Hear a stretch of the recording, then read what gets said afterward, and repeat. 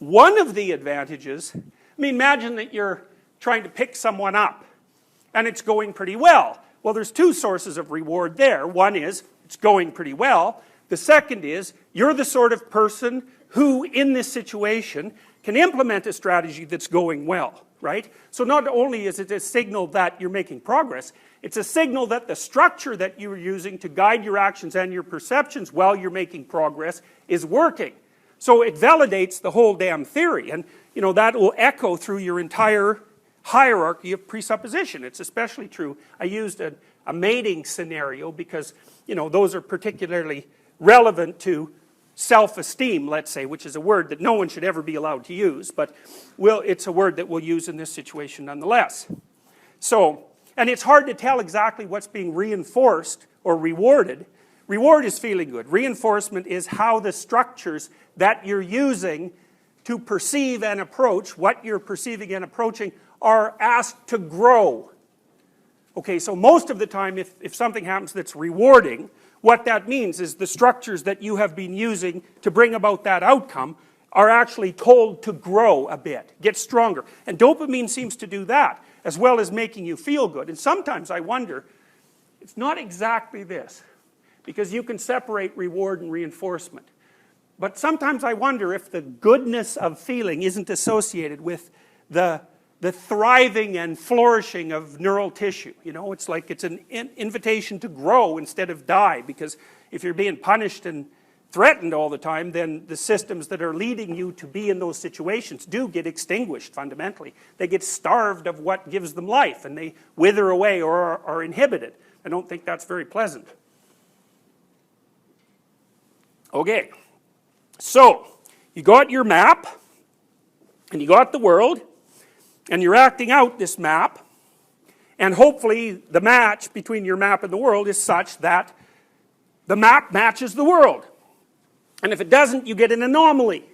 And then the anomaly can be of different sizes, proportionate to the hierarchy, and then your emotional response is proportionate to where the anomaly seems to rest in the hierarchy as well, subject to your own neuroticism, say, and your own competence, which we could think of as somewhat separate phenomena. Okay, so then you can say, the reason that people don't like other people who are foreigners, say, or different ethnicity, or who have different belief systems, is because they appear to challenge the integrity of that map. And so, because their belief systems and the way they act, first of all, aren't very well mapped by the map, so you don't know what the hell those people are up to, you know, and the differences may be much smaller than you think, but what do you know? You don't know. Plus, if their belief systems come with them, which they will, that has an indeterminate effect on the structure, the map, and it also has an indeterminate effect on your position within the map. And so then those theories, and part of that is the theory that I developed in the book called Maps of Meaning, that theory proposes, at least in part, that the reason that people cling to their belief systems the way they do is because if their belief systems are disrupted at a high level, low resolution level, just at the level of action, or way the hell up the hierarchy in terms of the definition of the good or what constitutes a redeemed person or something like that, then that brings out tremendous disruption. And then you'd expect two phenomena from that. You'd expect that people would be afraid, say, of foreigners or of strange ideas, but also that they'd be kind of interested in them. And I think generally our interactions with people who aren't like us, generally, or we think aren't like us, whatever, take place at a level where it's more curiosity than fear. I mean, that would be almost the definition of a sustainable, tolerant society, right? Everything around you is functioning well enough so that if someone comes along who's different in belief or action, you're not going to assume they're a fatal threat to the integrity of your hierarchy and fall apart because of terror and curiosity, mostly terror. Okay, so now you can vary that theory a bit, and you can say, wait a minute, maybe it's not just anxiety that gets disinhibited when your belief systems are destructured to some degree. Maybe it's more primordial. Maybe what happens is that it's more akin to the generalized stress response, which seems to be a more primordial and global reaction to threat or anomaly. And the generalized stress response basically occurs, or seems to occur, when the hippocampus, so the hippocampus, the map seems to be associated with the hippocampus in some way. Now the hippocampus is also the part of the brain that takes what you're observing and transforms it, so short-term attention, and transforms it into medium to long-term memory. So first of all, the hippocampus keeps track of what it is that you're seeing, and then it stores it there for a while, and then later it integrates it into the generalized map. And so then the hippocampus seems to sort of stay at the nexus of the map, which is likely represented cortically to a large degree, and what's actually going on in the world. So, for example, Gray's hypothesis, roughly speaking, is you're watching what goes on in the world, and the map is telling you what's supposed to happen, and then when something else happens, the hippocampus detects that, that's a mismatch, and then somehow it makes you afraid. Now, here's how it seems to make you afraid.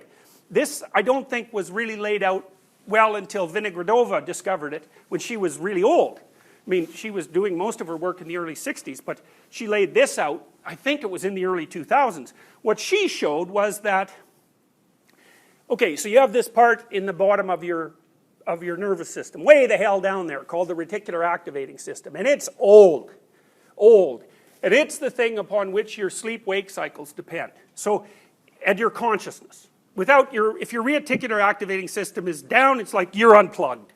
So if you have a car accident, it's way back here.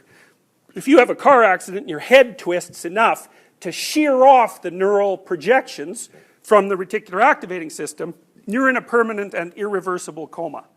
That's pretty interesting, eh? Because it means your consciousness depends on something that's not new, like your, relatively new, like your cortical cap, but something that's so damn old that it was there before your whole brain.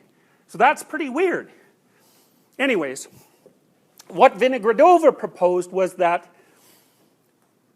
the hippocampus, if the hippocampus decides that what's going on roughly matches what you expect or what you want, which is more accurate, then it tells the reticular activating system not to be in a panic.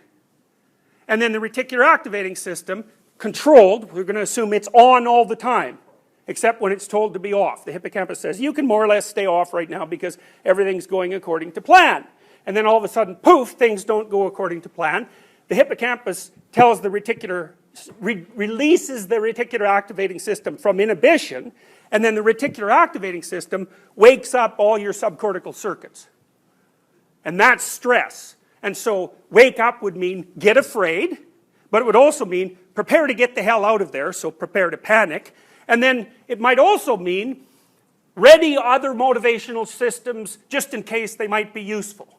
And then that also means shut off your immune system, because who the hell cares about that if you're being chased by a tiger, and pull all the sugar out of your blood, because you bloody well are going to need the energy. And so it's an emergency preparedness state. So then you could say that when you encounter an anomaly, what happens is that your body generates an emergency preparation state, and the magnitude of that is proportional to your perception of where the threat, of what level the threat corresponds to in your map.